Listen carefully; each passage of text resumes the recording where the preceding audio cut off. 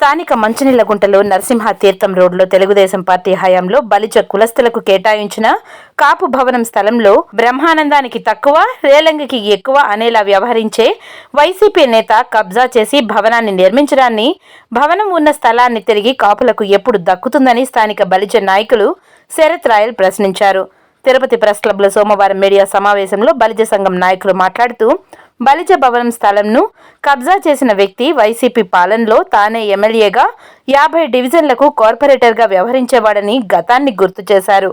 అప్పట్లో ఆడిందే ఆట, పాడిందే పాటగా ఈయన వ్యవహారం జరిగిందని తెలిపారు. తిరుపతిలోని మాస్టర్ ప్లాన్ రోడ్లకు సంబంధించిన ఎన్నో ఫ్రీ లెఫ్ట్లకు కమిషన్లు తీసుకున్న ఘనత ఈయనకే దక్కుతుందని తెలిపారు. అతని అదృష్టం కొద్దీ ఫ్యాన్ పార్టీ పాలనలో కోట్లకు అధిపతిని చేసిందని ఆరోపించారు.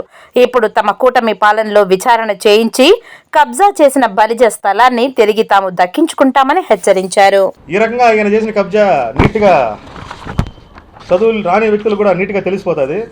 మాకు ఇచ్చిన సర్వే నెంబర్ 955, అప్పటి తహసీల్దార్ గారు ఆయన వేసుకున్న సర్వే నెంబర్ 951 సబ్ డివిజన్ ఏది వేసుకొని రిజిస్ట్రేషన్ కూడా చేసుకున్నాడు. ఆ ల్యాండ్కి ఎంజాయ్మెంట్ పత్రం తీసుకున్నాడు, రిజిస్ట్రేషన్ చేసుకున్నాడు. ఇంకా మూడవది ఏమంటే ఆయన తీసుకున్న స్థలంలో 2 సెంట్లు మటుకే ఆయన అక్కడ కట్టుకోవడానికి అర్హుడు. 2 సెంట్లు అంటే 24 అంకణాల మటుకే ఆయన తెచ్చుకునేది కూడా. ఆ 2 సెంట్లో కేవలం 1 సెంట్కి ఆయన ఇంటి పన్ను కూడా కట్టడం జరిగింది 2020లో. మిగతా 50 అంకణాలు ఎక్కడి నుంచి వచ్చినాయి, దాని ఎదురుగా చేసిన మిగతా 70 అంకణాలు ఎక్కడి నుంచి వచ్చినా ఆయన నిరూపించవలసిన బాధ్యత దానిపైన ఉంది. ఇది కూడా మాకు తెలియాలని డిమాండ్ చేస్తున్నాము. ఈయన ఇక్కడ ఏమి ఇచ్చినారా అంటే డిసెంబర్ 20 నగరపాలక సంస్థకి 346 రూపాయలు చలానా కట్టినారు. M Lokeshwari, wife of R Venkateswarlu, Ramaswamy Venkateswarlu. ఇవన్నీ కూడా దొంగ డాక్యుమెంట్ సృష్టించడం, దొంగ పత్రాలు సృష్టించడం.